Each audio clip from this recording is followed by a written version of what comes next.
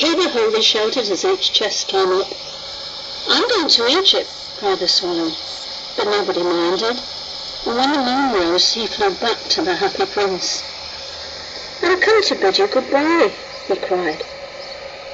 Swallow, swallow, little swallow, said the prince, will you not stay with me just one night longer? It is winter, answered the swallow, and the chill snow will soon be here. In Egypt, the sun is warming the green palm trees, and the crocodiles lie in the mud and look lazily about them. My companions are building a nest in the temple of Baalbek, and the pink and white doves are watching them, and coming to each other. Dear Prince, I must leave you, but I'll never forget you. The next spring I'll bring you back 2 beautiful jewels in place of those you've given away. The ruby shall be redder than a red rose, and the sapphire shall be as blue as the great sea. In the square below, said the happy prince, there stands a little match girl. She's left her matches fall in the gutter, and they're all spoiled. Her father will beat her if she doesn't bring money home. And she's crying. She's no shoes or stockings, and her little head is bare.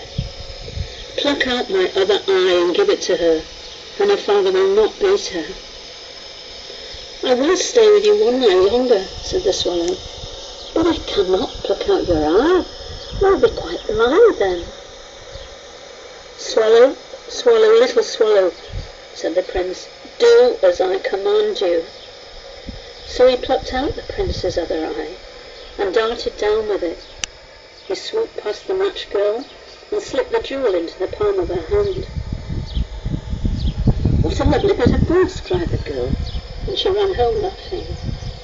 Then the swallow came back to the prince. You're blind now, he said, so I will stay with you always.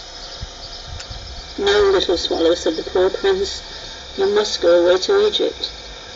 I will stay with you always, said the swallow, and he slept at the prince's feet. All the next day he sat on the prince's shoulder and told him stories of what he'd seen in strange lands. He told him of the red ibises who stand in long rows on the banks of the Nile and catch goldfish in their beaks. He told him of the Sphinx, who is as old as the world itself and lives in the desert, and knows everything of the merchants who walk slowly by the side of their camels and carry amber beads in their hands, of the king of the mountains of the moon, who is as black as ebony, and worships a large crystal of the great green snake that sleeps in a palm tree, and has 20 priests to feed it with honey cakes, and of the pygmies who sail over a big lake on large flat leaves, and who are always at war with the butterflies. Dear little swallow, said the prince, you tell me of marvellous things, but much more marvellous than anything is the suffering of men and of women. There is no mystery so great as misery. Fly over my city, little swallow, and tell me what you see there. So the swallow flew over the great city, and saw the rich making merry in their beautiful houses, while the beggars were sitting at the gates. He flew into dark lanes, and saw the white faces of starving children looking out listlessly at the black streets. Under the archway of a bridge, 2 little boys were lying on one another's arms to try and keep themselves warm. How hungry we are, they said. You must not lie there, shouted the watchman, and they wandered out into the rain. Then he flew back and told the prince what he'd seen. I am covered with fine gold, said the prince. You must take it off, leaf by leaf, and give it to my poor. The living as always think that gold can make them happy.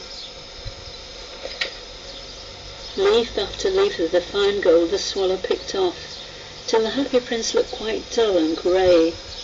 Leaf after leaf of the fine gold he brought to the poor, and the children's faces grew rosy, and they laughed and played games in the streets. We have bread now, they cried.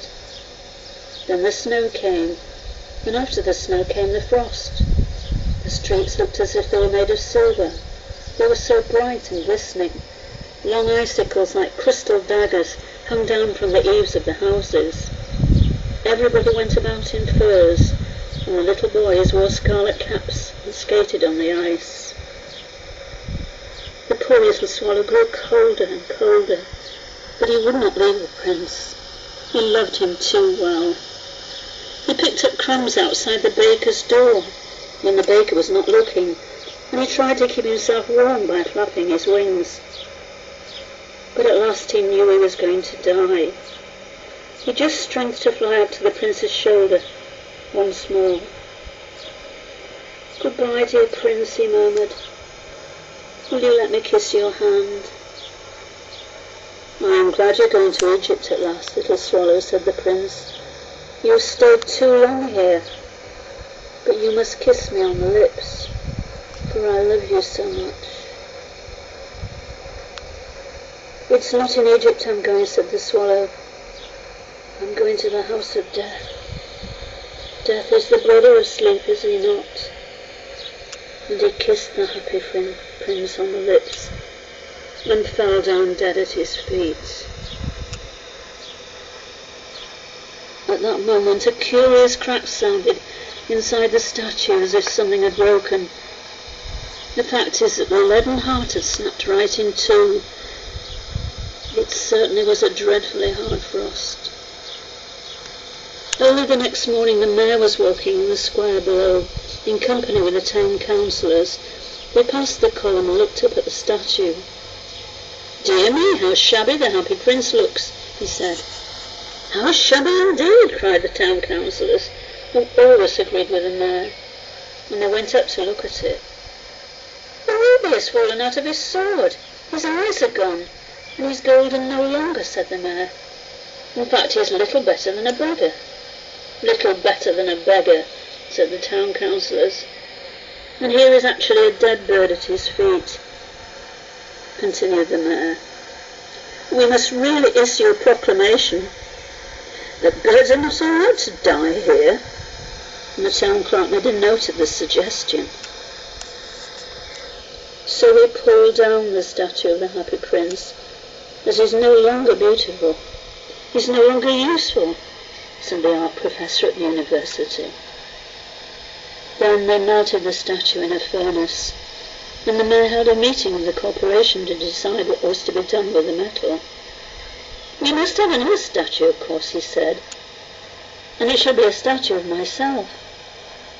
"Of myself," said each of the town councillors, and they quarrelled. When I last heard of them, they were quarrelling still. "What a strange thing," said the overseer of the workmen of the foundry. "This broken lead heart will not melt in the furnace. We must throw it away." So they threw it onto a dust heap, where the poor dead swallow was also lying. "Bring me the two most precious things in the city," said God to one of his angels. And the angel brought him the leaden heart and the dead bird.